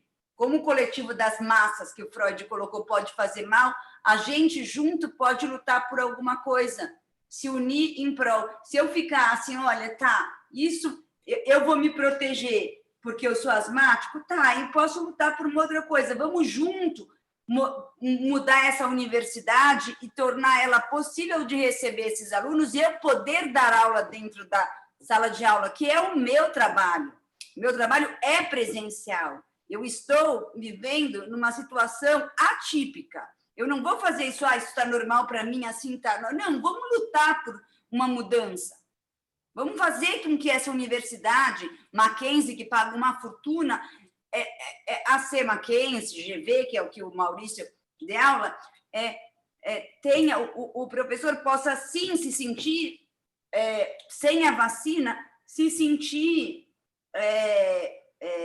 protegido ali dentro. Não é possível, põe a máscara, já tem tanta informação, põe a máscara, qual o número mínimo de pessoas? Não tem essa luta. A nossa categoria de professor, psicanalista, eu não vejo essa luta. Eu não vejo essa luta. Acho que é importante, você queria fazer eu acho que a gente tem um patamar, outro, que é poder deslocar disso, daquilo que também é, como que a gente lida diante daquilo que é desconhecido para nós, de uma posição que não é a minha, porque educação ser presencial é uma posição, não é a universal, é uma posição. Há quem acredite que a educação pode ser realizada à distância. Não, eu não estou defendendo, eu não estou defendendo. Eu estou só dizendo que como é isso, né? Há pacientes que mostram para a gente, eu tenho na educação especial um resultado à distância, em alguns casos, extremamente satisfatório, que me surpreendeu absurdamente. Absurdamente. Eu achei que aqueles meninos que são aqueles sem lugar, acharam um lugar possível quando a gente está operando por essa ferramenta. Então, eu acho que a grande questão é um pouco isso que o Canelas trouxe, quer dizer, é o que nos faz pensar para nos tirar da zona de conforto daquilo que era, que, portanto, é o conhecido e que, portanto, eu quero perpetuar. Né? A gente não vai conseguir perpetuar. Aí é que está, eu acho que uma coisa que dá um certo desarranjo, né? Porque há suscita a possibilidade de ser diferente daquilo que me dava um certo conforto, porque me era extremamente familiar. E porque era a minha crença, porque eu achava que a sala de aula é assim, que o consultório do psicanalista é assim, né, que a psicanálise é assim, e de repente pode ser que não seja, ou pode ser que não seja Silvia, para você todo mundo, né? arrasou, você arrasou, exatamente isso. Inclusive, você me fez pensar agora. Eu odeio aplicativo de relacionamento. Eu me recuso, entendeu? Mas com essa minha resistência, me pergunta há quanto tempo eu não me relaciono com ninguém. Porque as pessoas só querem se relacionar online agora, entendeu? Ou seja, é uma resistência minha que, de fato... Então, Dá para pensar. A coisa vai longe no trabalho de bancos e tal, eles monitoram os trabalhadores que estão trabalhando online, eles têm algoritmos para monitorar se ele está trabalhando, se não está trabalhando, se ele está mexendo o mouse. Então, eles têm relatórios detalhados, muito mais que no presencial, de controle dos trabalhadores. Esse conceito de inteligência Isso só artificial é impressionante. Só está começando. Vai longe, vai mudar muito toda a relação de trabalho. Essa ideia da inteligência artificial, em que ela vai aprendendo com o seu comportamento e criando toda uma previsibilidade, e ela sabe mais as suas escolhas que você mesmo. Nossa, será que eu gostaria disso? Eu não pensei nisso. Talvez combine comigo, né? Então, é um negócio muito louco, assim, né? Faz um super deslocamento, né? Dessa escolha, dessa possibilidade de pensar, né? Esse é um tema legal para vocês trazerem alguém para falar sobre inteligência artificial. É uma loucura. É um tema interessante. Você falou como que fala? De perseguir, de saber o que a pessoa está fazendo. Eu tinha uma moça que trabalhava no prédio, que o chefe dela trabalhava no prédio. Era o presidente da empresa e ela era funcionária. Ela alugou uma vaga fora do prédio, porque ele mandava, ainda não saiu de casa, ele passava, olhava o carro. Aí ela começou a alugar, ela não estacionava mais o prédio, a carro no prédio, para não ser monitorada pelo chefe. Eu achava... Agora nem precisa do chefe, o próprio sistema já te monitora. A câmerazinha faz isso por ele. Mas só para terminar, só para concluir a minha ideia, a gente que é também da educação, o Santa Cruz mandou uma carta porque ele poderia voltar da aula do ensino médio. E eles optaram por não dar a aula e manter a atividade de acolhimento. Assim, gente, assim, eu me indignei. Como se eu fosse mãe, eu me revoltaria. As crianças estão sofrendo dentro de casa, estão perdendo coisas. Assim, é uma escola que se paga uma fortuna, a gente está falando de uma escola particular, a gente não sabe como é o ano que vem. Vamos testar, sim. 1 mês de aula é pouco, amplia o tempo. Não teve aula só 8 meses, amplia o tempo. Então, eu acho, vamos manter o sistema virtual que demoramos para construir. Eu, como mãe, que não sou mãe do Santa Cruz, ligaria e falaria, puta que pariu, quero meu desconto agora. E desligaria.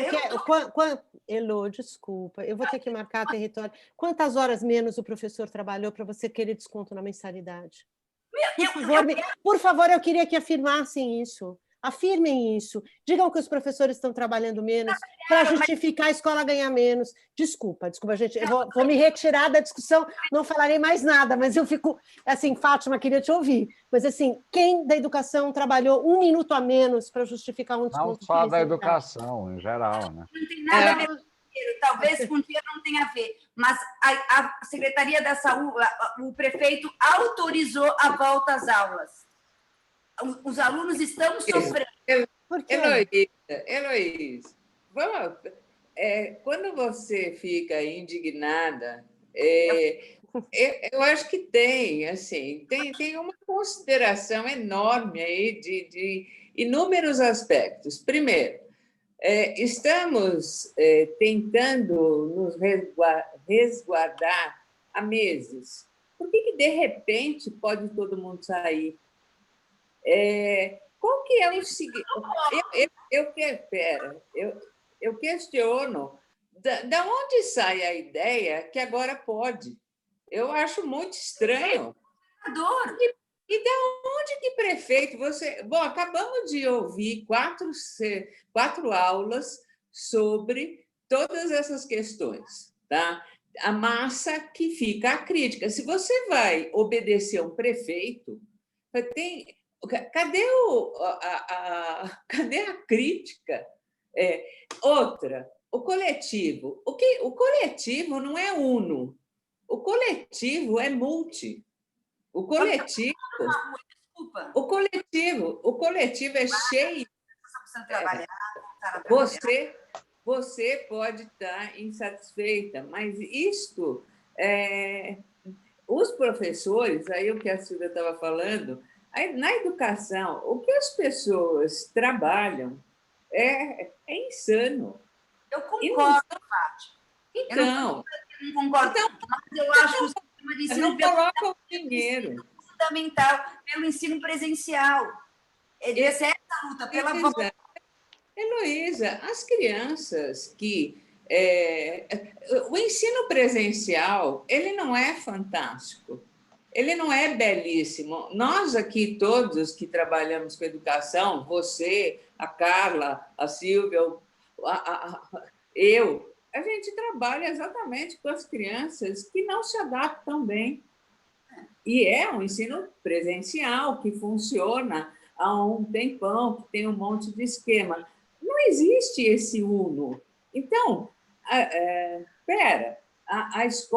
cada escola fez uma pesquisa com os pais.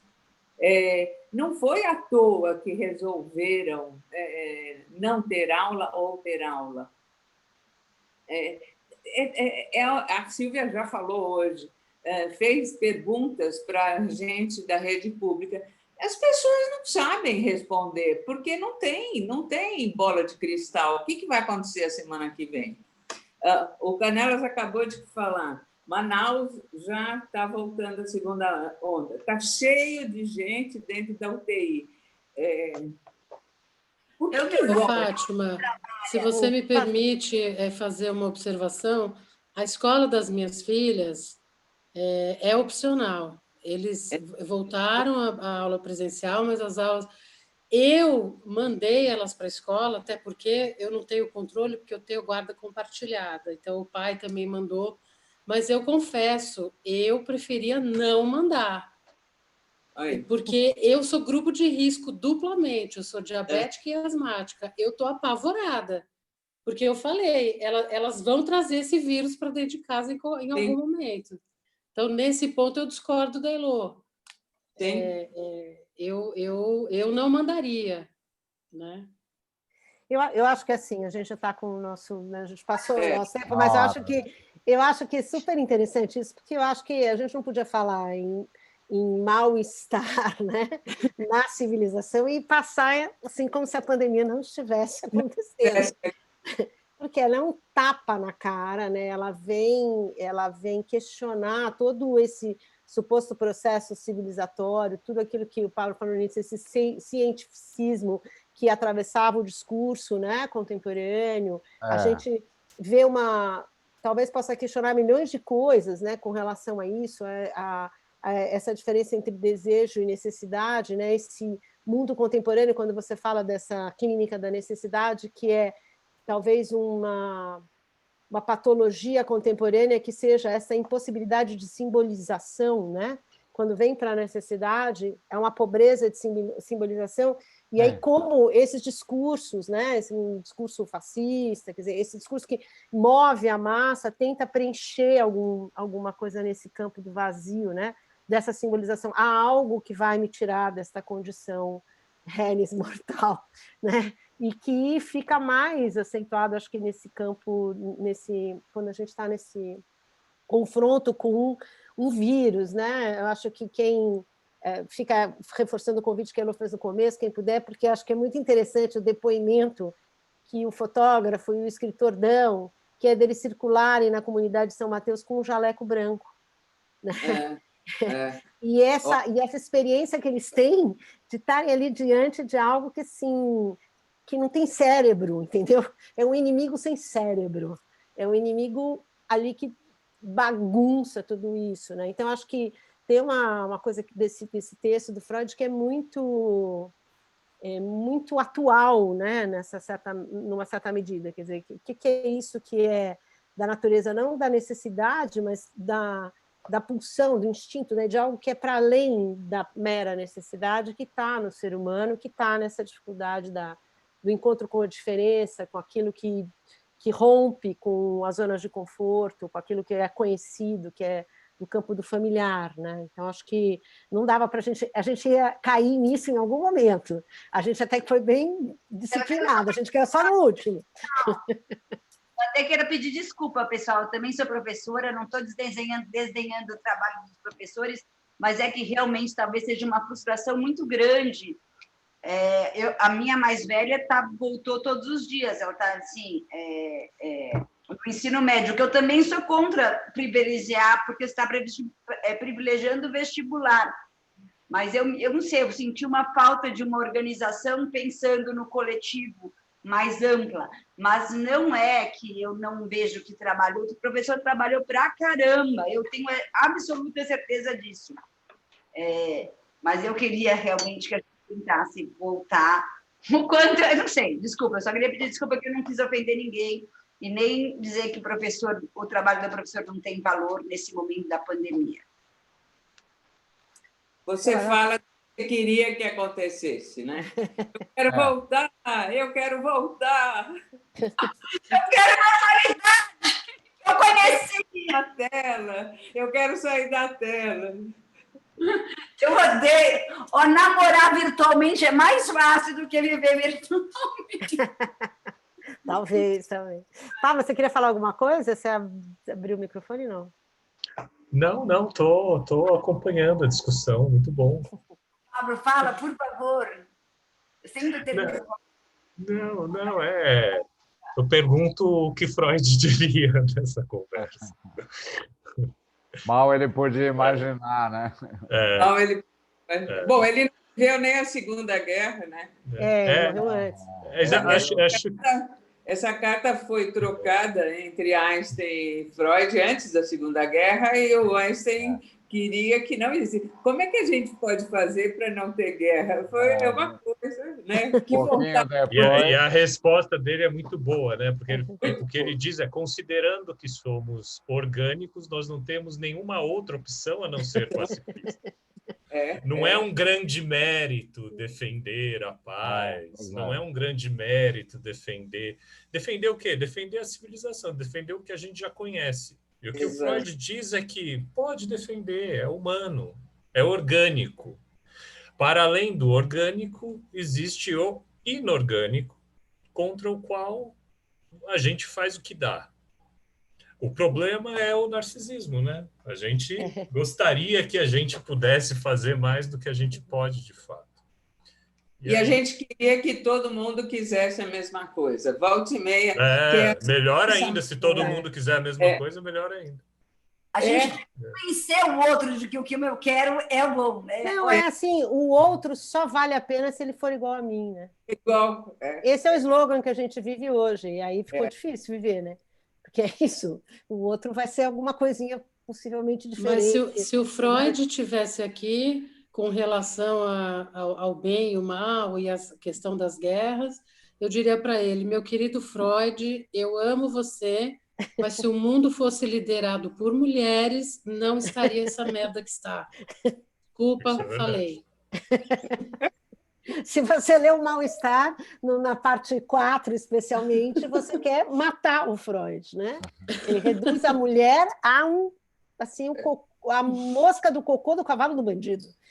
Zero à esquerda. Então, a gente tem que fazer um exercício de movimentação, de contextualização histórica, para poder absorver e poder recuperar o sentido. Mas acho que tem coisas muito interessantes, né? Quando ele desconstrói, e o quanto isso foi arrojado, né, na época em que ele escreveu, que ele tira esse lugar desse humano perfeito, né, desse humano em que a razão é suficiente para superar tudo. Né? Ele, até no começo ele pensa assim, né, depois ele vai falando, não, acho que não é bem assim, não vai ter muito jeito, vai ter que ficar com esse ladinho meio podrinho, não vai ter jeito. Né? É isso aí.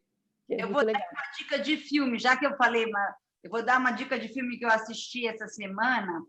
Sim, Roma. Você ouviu falar? Vocês ouviram falar? De duas mulheres. Sim, que se passa no Chile, né? No Chile. México. No México, isso mesmo, no México. Um país é maravilhoso esse filme, maravilhoso. Assisti. Você assistiu? Assisti. Sim. É muito bom. Esse lugar do feminino ali é bem interessante de ser pensado, é bem bonito mesmo. É de uma época, né? E Roma é um bairro do México. México, né? Não, a Fátima tem laços mexicanos, né, Fátima? Conheço bem. Eu fiquei pensando uma coisa da humanidade nesse filme, porque quem assistiu esse filme? Assisti. Eles colocam a mulher lá, as duas mulheres super unidas, mas no final, cada uma, elas estão separadas. Ela volta a ser a empregada doméstica, ali servindo, e elas teve toda uma história de união, mas que, na verdade, a humanidade vai até a página 2. Fica assim, para mim, ficou marcado isso, porque ela é quase incorporada à família, ela salva os filhos, ela é isso, ela é aquilo, mas aí depois serve meu jantar, faz isso, e ela vai para o quartinho, e a família segue lá. Eu fiquei muito com isso, assim, a humanidade existiu, foi linda, maravilhosa, mas volta a ser a sociedade dividida, né? Não sei, fiquei com essa na cabeça. Pensando, né, no que a gente discutiu aqui, que o homem tem isso, né? Assim, é intrínseco dele. Não dá para lutar contra todas essas forças que existem dentro da gente. Canelas, quer falar alguma coisa para a gente finalizar? Não, eu vou ter que encerrar, porque minha comida deve estar chegando. A sobrevivência. A necessidade está em primeiro lugar, a gente tem que lidar com ela. Fome. Canelas, muito obrigada, viu? Obrigado, Canelas. Muito obrigada. A vocês aí pelas conversas. Obrigada mesmo. Obrigado.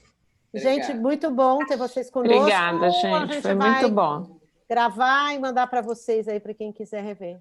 Tá bom? Fica o convite para amanhã. Obrigada, Amanhã, então, às 6h30, se vocês quiserem vir ouvir o pessoal do Território São Mateus, acho que é uma experiência bem interessante aí. Tá bom? Tá bom. Obrigada, Silvia. Até amanhã. Gente, obrigada. Tchau, gente. Até. Tchau. Caiu.